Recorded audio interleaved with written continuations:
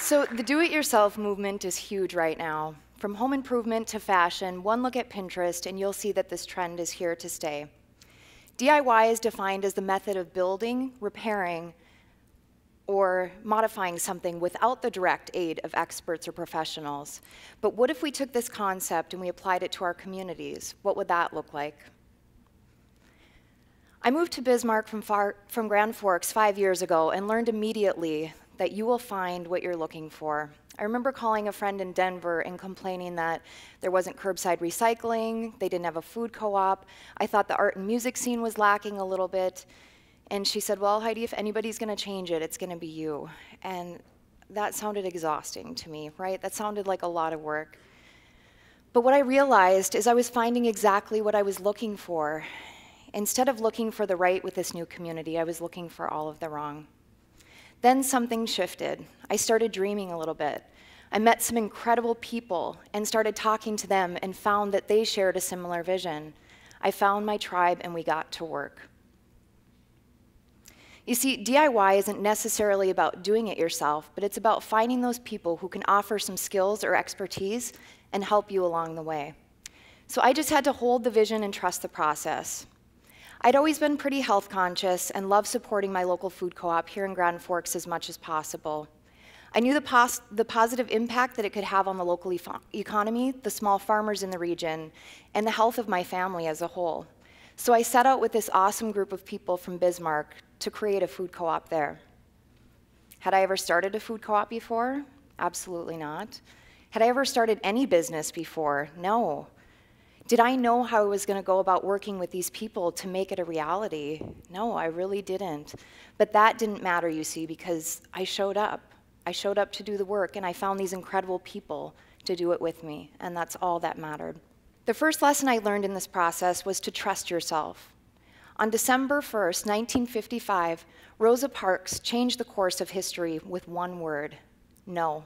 Her action was spontaneous and not premeditated, and she later remarked, when I made that decision that day, I knew I had the strength of my ancestors behind me. That sentence gives me chills.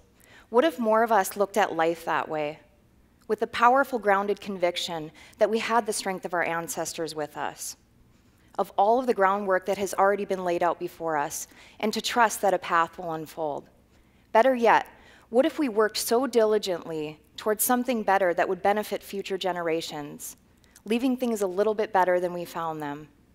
Trusting that process was a necessary step to making this vision a reality. The second lesson I learned in this process was to do it yourself.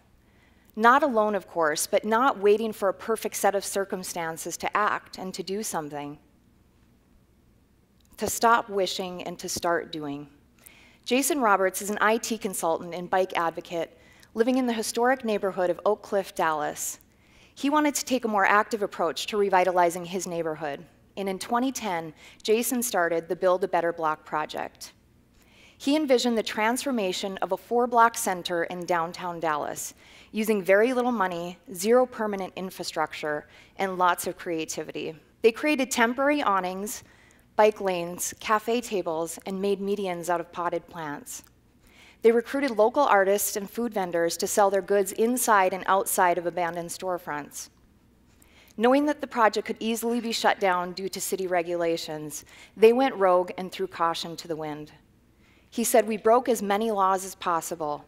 We were ready to go to jail for this." And no one really questions you when you put on an orange construction vest.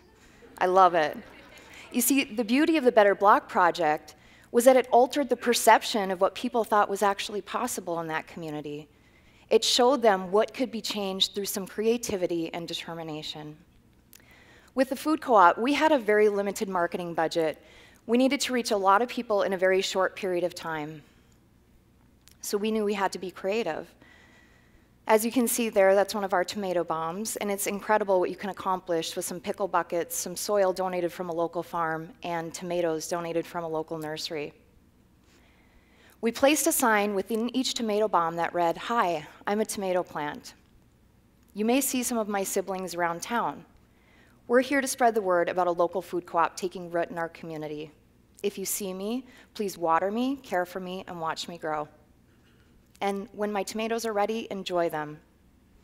We place them strategically around town at local businesses, popular restaurants, outside of TV stations, the governor's mansion, and downtown where we had extensive foot traffic. And suddenly, the buzz had been created. We started receiving calls from the local media, memberships started rolling in, and people were posting pictures online of these tomato bombs that they had found outside the door, or of their doors. But ultimately, this was a test of community. Would people nurture this project like they would nurture these tomato plants? Because this was a community-owned co-op, right? It didn't belong to me or a board of directors. It was a cooperative-owned business that belonged to the members in the community. In order for our work to truly be authentic, we need to be ourselves. I was in a visioning session once when a woman slid me a piece of paper, and on it said, "You could get funded for some of this community work," with a website scrolled underneath. So I went to that website later that night and read in big, bold letters, "Selecting leaders with creative solutions to tough community problems." And I immediately clicked away. A leader, I thought? That wasn't me. Growing up, a young girl in North Dakota, a leader was some guy in a suit. That wasn't me. But as I thought about the hundreds of hours that had already been poured into this project, I went back to that website the next day and applied for the 2-year fellowship. I got a letter about a week later saying they were going to fly me to Minneapolis for a 4-hour interview. I thought, 4 hours? This is crazy. But I accepted because we must say yes to those things that scare us the most. So there I was in a hotel room in downtown St. Paul, leadership books spread across the bed because I was freaking out, right? Nervous. I got to read up on leadership. But I realized that nothing in any of those books would prepare me for what I already had inside me, right? Sometimes leadership is just showing up and doing the work. In that moment, I turned on the radio to relax a little bit, and David Bowie's Just Dance came on, right? Like, he was speaking to me at that moment. So I pushed those leadership books aside, and I danced. I chose to dance in that moment and not cram like a nerd for some test that didn't even exist, because I recognized it was already within me. David Bowie, as you know, just died last month, and he was always marching to the beat of his own drum. He was called so many things, but one thing he never was sorry, right? He was never apologetic for being himself, and neither was I. So I went into that interview the next day and was completely myself. I chose to be me instead of somebody who I thought they might want me to be. To me, DIY community building means being grounded enough in who you are and what you care about so that your ideas can take flight. It's not about having all of the answers, but finding those who can help you along the way.